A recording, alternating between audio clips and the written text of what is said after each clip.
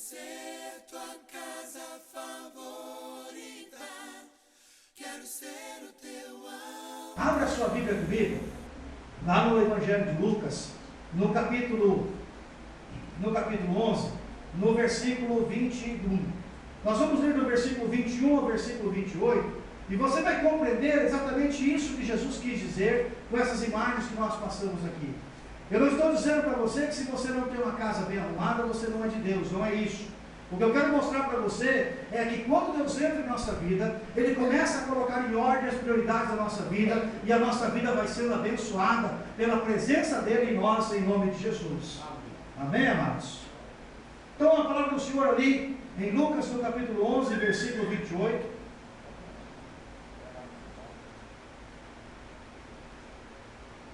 O título da mensagem de hoje é: nunca deixe a casa vazia. Diga para a pessoa que está ao seu lado: nunca deixe a casa vazia. Amém? Vamos ver lá a partir do versículo 21. Quando o valente guarda armado a sua casa, em segurança está tudo quanto ele tem. Mas sobrevindo outro mais valente do que ele, e vencendo-o, tira-lhe toda a sua armadura em que confiava, e reparte os seus despojos. Quem não é comigo é contra mim, e quem comigo não ajunta, espalha. Quando o espírito imundo tem saído do homem, anda por lugares secos, buscando repouso, e não o achando, diz: tornarei para minha casa de onde eu saí. E chegando, acha a varrida e adornada. Então vai e leva consigo outros 7 espíritos piores do que ele, e entrando habitam ali. E o último estado deste homem é pior do que o primeiro. E aconteceu que, dizendo ele estas palavras, uma mulher dentre a multidão, levantando a voz, lhe disse: bem-aventurado o ventre que te trouxe e os peitos que amamentaste. Mas ele disse: antes, bem-aventurado os que ouvem a palavra de Deus e a aguardam. Amém? Vamos ler junto o versículo 28? Mas ele disse: antes, bem-aventurado os que ouvem a palavra de Deus e a aguardam. Amém? Vamos orar. Senhor Deus, em nome de Jesus, nesta noite nós oramos, ó Pai, colocando diante do teu altar cada vida aqui presente, Senhor. Tu és um Deus grande, Tu és um Deus maravilhoso. O Senhor é quem opera sinais, prodígios e maravilhas. Então, ó Deus, vem continuar a Tua obra, Senhor, nessas casas, nessas vidas, para que o Teu nome, ó Deus, seja louvado e exaltado, em nome de Jesus. Amém. Amados, aqui nós vemos que cada vida que Jesus conquista é uma vida conquistada com muita vitória. Há uma luta para ser conquistada essas vidas. Se a sua vida já está em Jesus, saiba você que não foi com uma simples palavra, uma simples conversa, que Jesus conquistou a sua vida. Jesus começa dizendo aqui no versículo 21, que um valente guarda armado a sua casa. Amados, não existe possibilidade da sua casa não estar sob o domínio de alguém. Ou você está sob o domínio de Deus, ou você está sob o domínio de Satanás. Mas que é isso, pastor? Eu não faço nada, eu não roubo, eu não mato, eu não faço isso, eu não faço aquilo. É verdade, talvez você não faça essas coisas. Mas quem é que governa a tua vida? Quem é que está governando a tua casa? Somente 2 pessoas podem governar a tua vida ou a tua casa. Ou é Satanás, ou é Deus quem pode governar a sua vida. Por isso Jesus diz àquelas pessoas que um valente guarda armado a casa, e em segurança está tudo quanto ele tem. Satanás faz questão de guardar a tua vida. Ele faz questão de colocar-se armado contra a sua vida, para proteger você de qualquer outra tentativa de mudança, para que você não experimente a bênção que Deus tem para a sua vida. Por isso que quando Jesus chega numa vida, muitas vezes há conflitos a serem vencidos. Por isso que a transformação de uma vida é um processo às vezes longo, às vezes é um processo um pouco mais demorado, às vezes é um processo mais doloroso. Por quê? Porque há uma luta sendo travada dentro do coração do homem, dentro do coração de uma pessoa. Mas há uma boa notícia. A boa notícia é que no versículo 22 a palavra do Senhor diz que sobrevindo outro mais valente do que ele, e vencendo-o, tira-lhe toda a sua armadura em que confiava e reparte os seus despojos.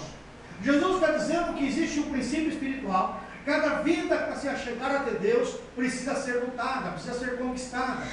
E Jesus diz que Ele é mais forte do que o valente que guarda uma vida que está na mão de Satanás. Então Jesus diz que quando ele entra nesta vida, ele é mais valente do que aquele que está guardando, e ele tira a armadura daquele que estava ali, e ele então reparte os seus despojos. O que Jesus está dizendo é que nós somos escravos das trevas, e que o seu Senhor, o escravo, o Senhor das trevas, não quer que nós possamos experimentar a luz, e ele luta com unhas e dentes para que nós não possamos alcançar a luz. Mas a boa notícia é que o Senhor Jesus, Todo-Poderoso da Glória, quer dar vida e vida abundância para cada um de nós em nome de Jesus. Jesus quer se manifestar neste mundo para nos dar uma vida abundante, e ele vem para vencer o nosso inimigo, o nosso adversário. Amém, amados? Jesus não é apenas uma ideia bonita. Jesus é um guerreiro que entra no campo de batalha e conquista e luta pelas nossas almas e faz com que Satanás seja derrotado e envergonhado. Agora, Jesus diz ali algumas coisas importantes. Jesus diz que ele é forte, Jesus diz que ele é valente. Jesus entra na vida para conquistar e para transformar. Esse é o objetivo de Jesus.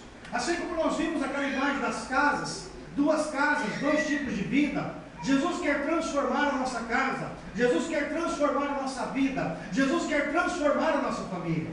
E se você parar e prestar atenção, você vai ver realmente como é uma pessoa transformada por Deus. Uma pessoa transformada por Deus tem coisas maravilhosas que as pessoas vão olhar para ela e vão valorizar.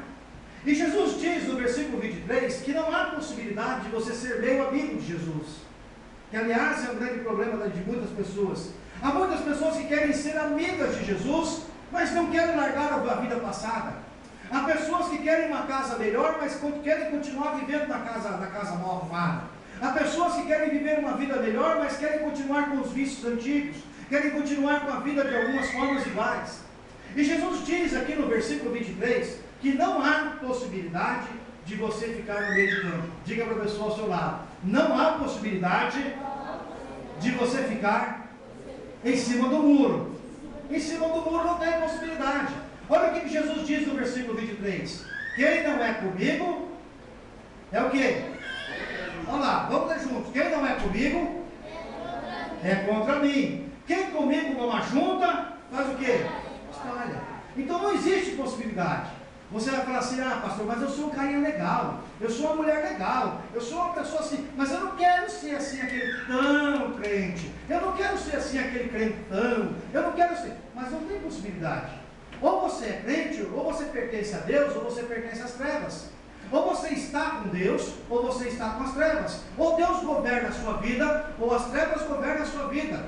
Deus não divide o domínio dele. Ou Deus é primeiro na sua vida, ou ele não é segundo. Se Deus não pode ser primeiro na sua vida, ele também não vai ser segundo. Ou Deus é, ou Deus não é. E Jesus diz exatamente isso. Quem não é comigo, é o quê? Contra mim. A pessoa que não é com Deus, é contra Deus. Pastor, mas eu vou na igreja. Você vai à igreja, pode ir até a igreja. Pode participar de 1000 campanhas. Mas se você não é de Deus, você é contra Deus. Se você não ajunta com Deus, você espalha. E Jesus diz isso de uma forma muito clara para os seus discípulos, para que eles possam compreender qual é o sentido daquilo que Jesus quer fazer em nossa vida.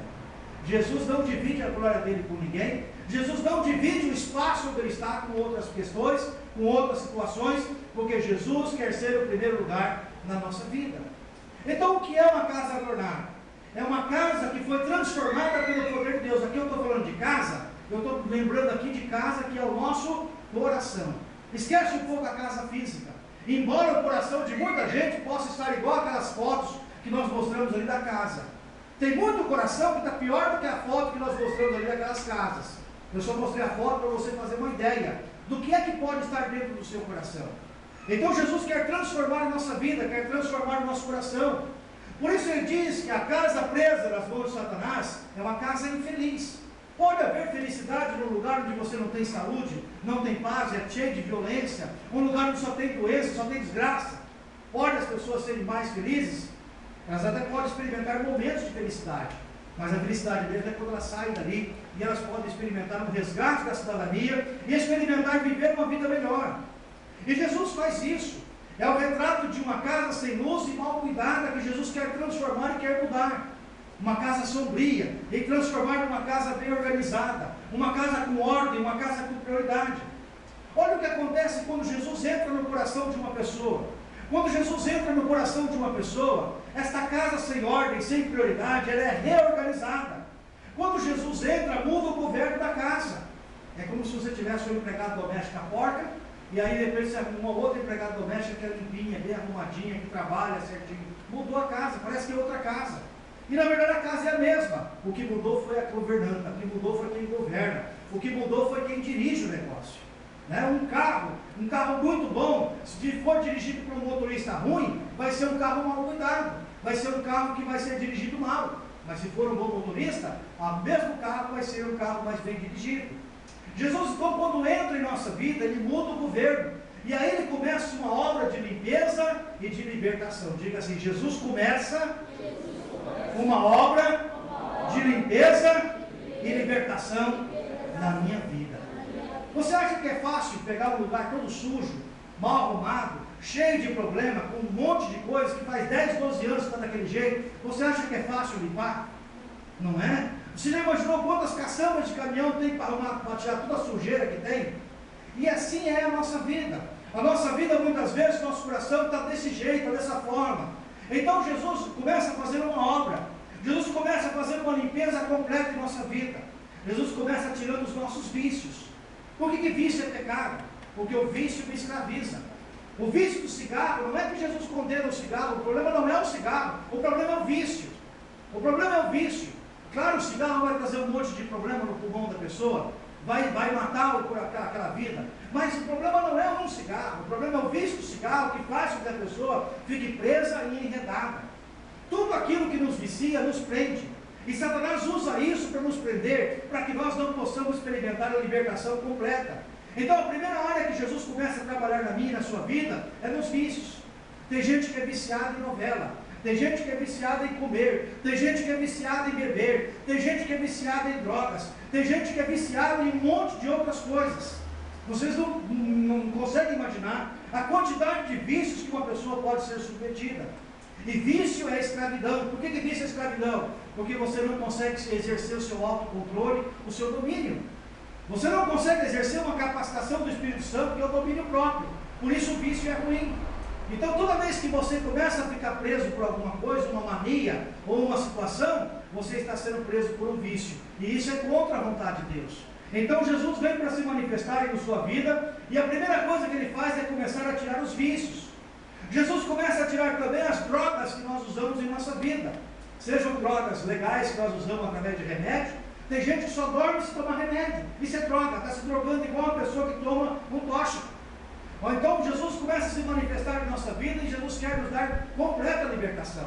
Jesus quer que você durma sem precisar tomar remédio.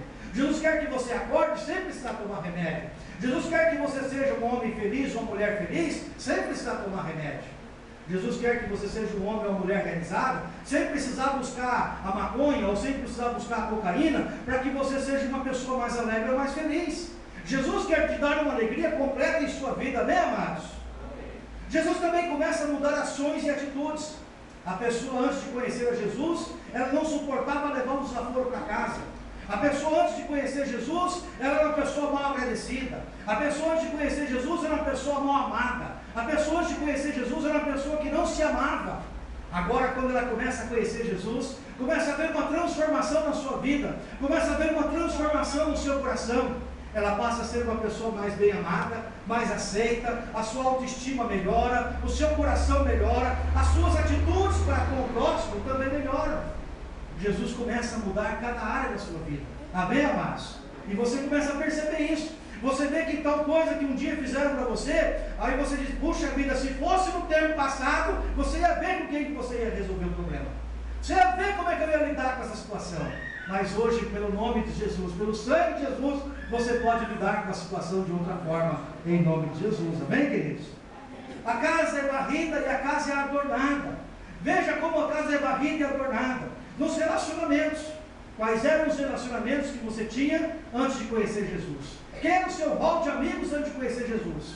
Eu posso falar por mim. O meu rol de amigos era gente que bebia, se prostituía, se drogava. Esse era o meu rol de amigos. Quando eu fazia festa em casa, eu levava os meus amigos. A minha casa, quando terminava a festa, parecia um chiqueiro. De tanta sujeira que ficava, porque os amigos iam na minha casa e faziam aquilo que eles sabiam fazer. Sujeira. A casa ficava fedida, demorava 3 dias para limpar a casa, para sair o cheiro, a catinga de cigarro, para sair a sujeira do banheiro, para sair a nojeira que ficava dentro de casa. E sem contar um monte de espírito demoníaco, né? Porque quando você convida uma pessoa cheia de demônio para ir na sua casa, você já viu aquela propaganda da tigre que o cara vai com o macaquinho nas costas? E o macaquinho começa a pular de galho em galho na casa da pessoa?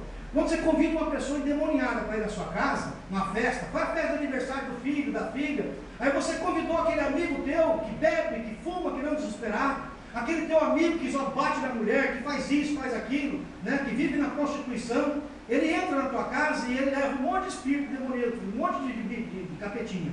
Ele leva um monte de espírito nas costas dele, o cara chega assim arcado, carregado na tua casa. E ali ele começa a deixar um pouco, porque o espírito fala, nossa, essa casa aqui é melhor do que a outra que eu habito. Deixa eu ficar nessa aqui.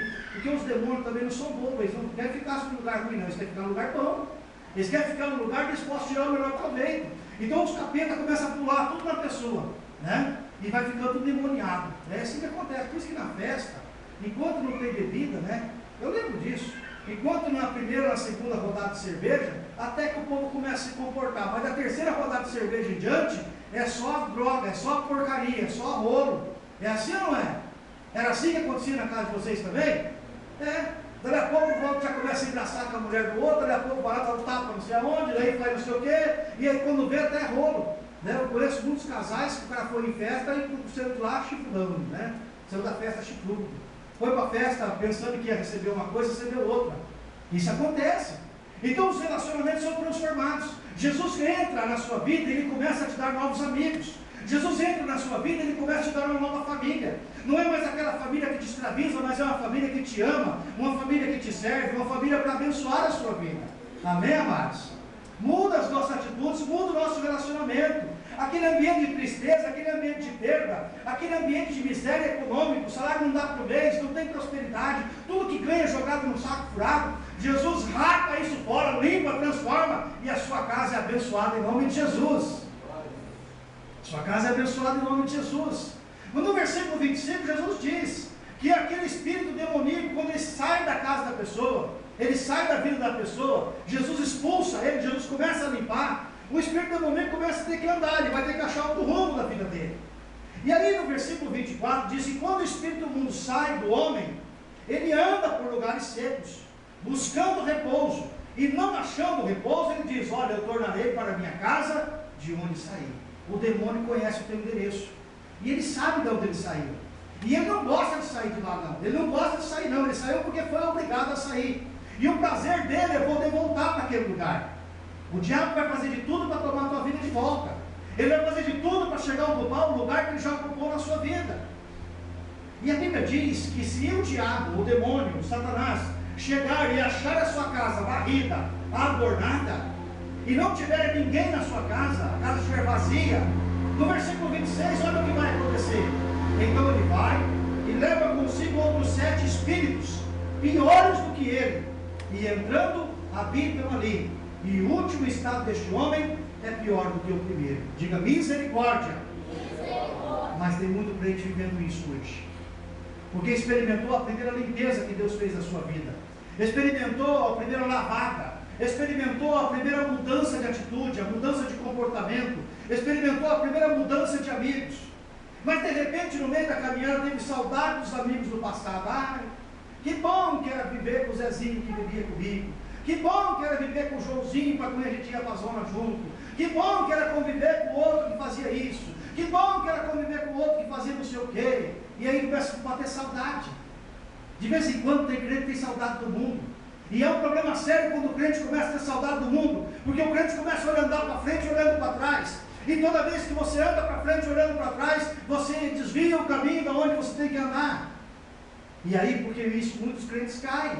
Por isso muitos crentes ficam parados, ficam amarrados em situações da sua vida, e toda vez que eles cedem, que eles deixam Deus de lado, a casa fica vazia. Se Jesus não puder ser o primeiro lugar nessa casa, ela pode estar bonita, ela pode estar adornada, ela pode ter os melhores móveis, ela pode ter as melhores condições, mas se Jesus não for o primeiro lugar nessa casa, essa casa vai ficar vazia. E tem muito crente que deixou a sua casa vazia nesses dias. Tem muito crente que, ao tentar andar para frente, virando os olhos para trás, para o mundo, deixou com que a casa ficasse vazia. E aí, quando Satanás volta para essa casa, quando os demônios voltam a querer ocupar aquele lugar, eles vão chegar e vão encontrar a casa bem arrumada, melhor do que estava antes. Eles vão dizer: que maravilha, agora é o prato cheio para a gente bagunçar. Opa, vamos lá, vamos fazer melhor agora, vamos fazer melhor do que estava antes. Antes a gente conseguiu bagunçar um pouco, agora vamos bagunçar 2 vezes mais. Eles fazem isso. Mas o que é pior, que a Bíblia alerta ao meu e ao seu coração, é que quando os demônios voltam, eles voltam e trazem outros 7 piores. E aí a Bíblia diz: o estado daquela pessoa passou a ser, o segundo estado passou a ser pior do que o primeiro. Eu ministrei aqui na quinta-feira passada: não volte para trás. E se você pode receber esta palavra neste dia, comece a colocar Jesus como prioridade no seu coração, na sua alma, guardando aquilo que Ele já te deu. E se você ainda acha que tem muita coisa para ser mudada na sua vida, a segurança dessas mudanças é Jesus ocupando um lugar de honra no seu coração, e Ele vai continuar fazendo uma grande obra de transformação na sua vida. Amém, amados? Às vezes nós queremos uma obra rápida, em uma semana. Mas não tem como uma vida que passou 30 anos vivendo desregrado, uma vida que passou 30 anos fazendo coisas erradas, não tem como ser consertada noite por dia. Você não aguentaria, eu não aguentaria. É um processo de varredura, é um processo de limpeza. E você sabe que quando você vai limpar, muitas vezes tem que limpar 1, 2, 3, 4 vezes, até ficar limpo perfeitamente. E é isso que Jesus está fazendo na nossa vida nesses dias. É isso que Jesus quer transformar a sua casa, o seu coração, nesses dias, numa casa adornada, numa casa abençoada. Então, amados, nós precisamos entender que nos momentos de fraqueza, em que nós não aguentarmos a luta com a situação da nossa vida, nós precisamos clamar o sangue de Jesus. Amém? Eu fui muito impactado hoje quando uma irmã me ligou pedindo oração lá na hora do almoço. Pastor, ora por mim. A irmã Josi me ligou hoje pedindo oração. Eu fiquei muito maravilhado com aquilo que aconteceu. Deus abençoe sua vida. A Josi estava com um problema no seu coração, na sua alma, e ela ligou: pastor, me ajuda, pastor, ora por mim. E eu pude orar pela vida dela. Se ela tentasse lutar sozinha, ela provavelmente ia ter dificuldade. Mas ela pediu ajuda.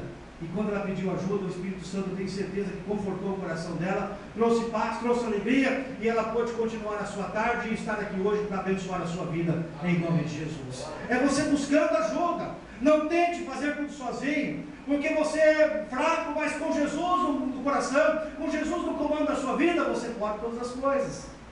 Jesus é o valente que pode guardar na sua casa muito melhor do que o valente do passado, do que aquele valente que só escravizava a sua vida, porque Jesus agora vem para governar, para te dar vida e vida em abundância.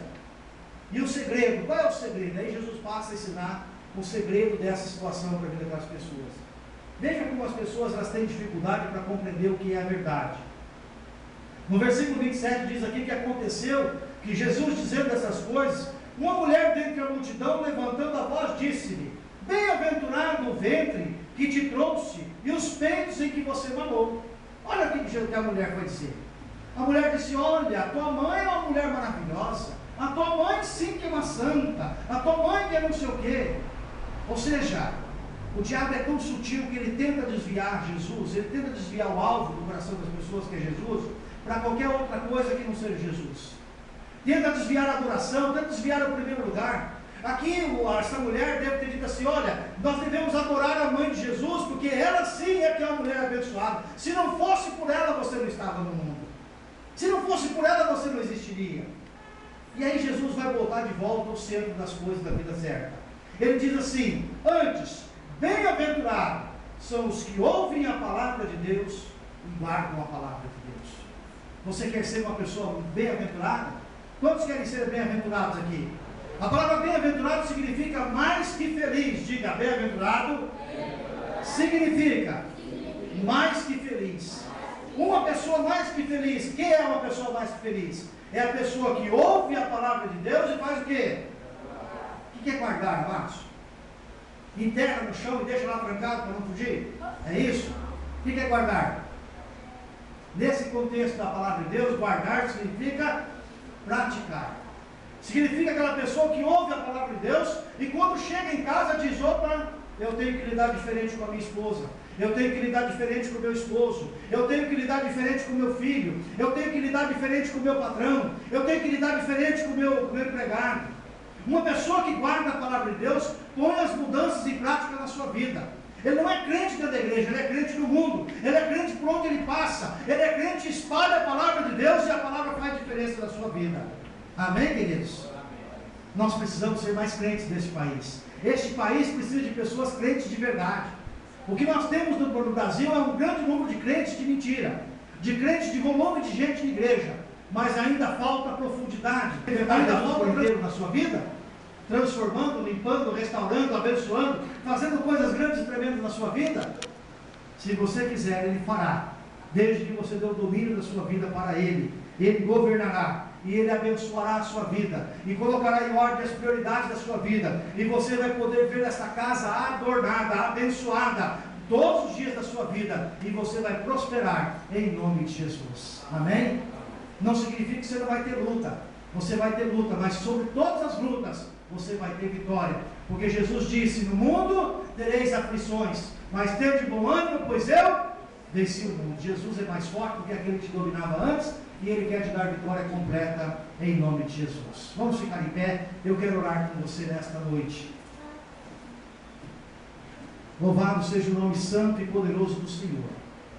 Quem sabe você entrou nesta noite, neste lugar, precisando tomar uma decisão, precisando dizer para o Senhor quem é que quer governar a sua vida, quem é que você gostaria que governasse a sua vida. Quem sabe você voltou depois de experimentar um tempo de vitória com Jesus, depois de experimentar Deus trabalhando. Encontra em mim, ó Deus.